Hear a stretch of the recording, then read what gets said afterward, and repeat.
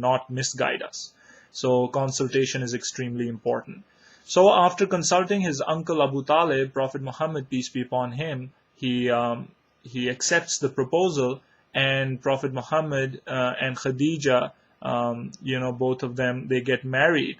And the amazing thing at this point is that Prophet Muhammad, peace be upon him, is 25 years old, while Khadijah is 40 years old, 15 years older than him. And this is especially significant and important because when Prophet Muhammad, peace be upon him, later on got married to other women, some of them were younger, obviously, than him. Especially, there is a lot of controversy in the West regarding Prophet Muhammad, peace be upon him's marriage to Aisha, who was a young girl, and he at that point was, about 50 years old, and she is in her early teens, and there is difference of opinion as to her age. But the reason I bring this up is because in the West, there are accusations, and there is character assassination on Prophet Muhammad, peace be upon him, because of his later marriages to younger women. But the point of the matter is that you have to understand things in their correct context. And inshallah, we will talk about those marriages when we get there. But to say that Prophet Muhammad, peace be upon him, was a womanizer, he was a pedophile, he was a person, lusting after women, is far from the truth. Because really, if he was such a person, then he would have been like that in his youth, as compared to in his old age, when the sexual desire, the human desire, is much stronger.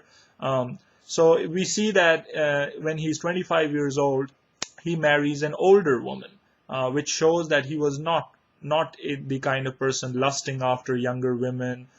He was not somebody trying to, satisfy his sexual desires unlawfully, and so on and so forth. And one of the things we mentioned in the previous episode is that unlike his other tribesmen, Prophet Muhammad, peace be upon him, never had a relationship with a woman before his first marriage. And we said that this was a culture where such relationships were common, adultery was common, premarital relationships were common, and even the kinds of marriages which we talked about, were some of them were no better than pure fornication. So in this absurd culture, Prophet Muhammad, peace be upon him, was able to keep himself pure from all these evils. So he gets married to Khadijah, and she's an older woman. And this also shows that in this culture, the Arabian culture, age was not a major factor in marriage. So you could have women who were older and men who were younger getting married. And at the same time, you had women who were younger and men who were older getting married. And this was acceptable. This was a norm in this culture. And also Islamically, there are no issues. As long as both the men and women have reached the age of puberty, it doesn't matter, if there is a significant age gap between them. Obviously, it is a choice. It's a personal choice. Islam leaves for people. But in the Arabian culture, this was especially not a significant factor. So one of the ways you judge a marriage is by the results of the marriage.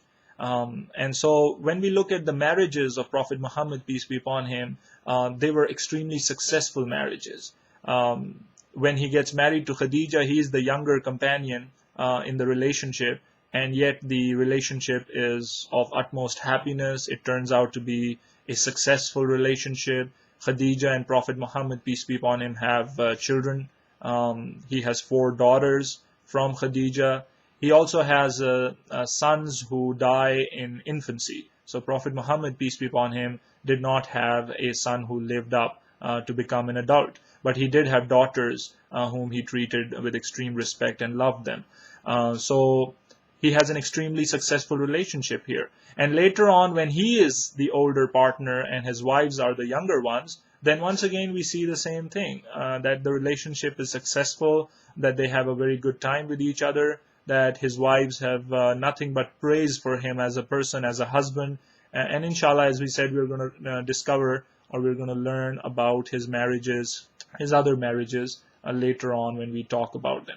So this marriage is very fruitful. As I said, they live happily with each other. And Prophet Muhammad, peace be upon him, had a significant or a special relationship with his first wife Khadijah.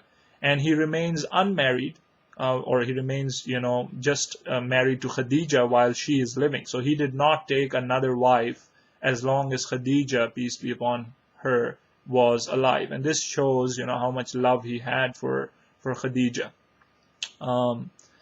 Khadijah is significant in the life of Prophet Muhammad, peace be upon him, because not only is she the wife of Muhammad, peace be upon him, but she was one of his greatest supporters when he becomes a prophet and he starts calling the people towards Islam.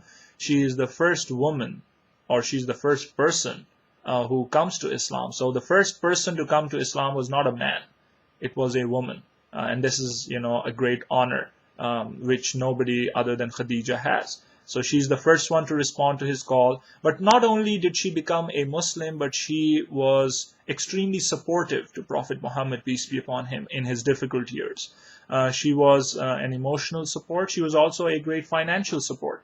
Since, she had a lot of wealth, so she would help the early Muslim movement, the Islamic movement, which was basically, very weak movement, because most of the people who came to Islam early on were women and children and the slaves who were financially really deprived.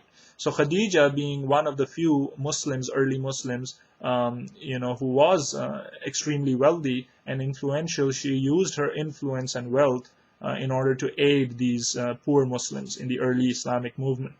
So she was a great financial support for Islam and for Prophet Muhammad, peace be upon him. But also an emotional support, because whenever Prophet Muhammad, peace be upon him, would be passing through times of distress and difficulty, then she would be by his side, comforting him,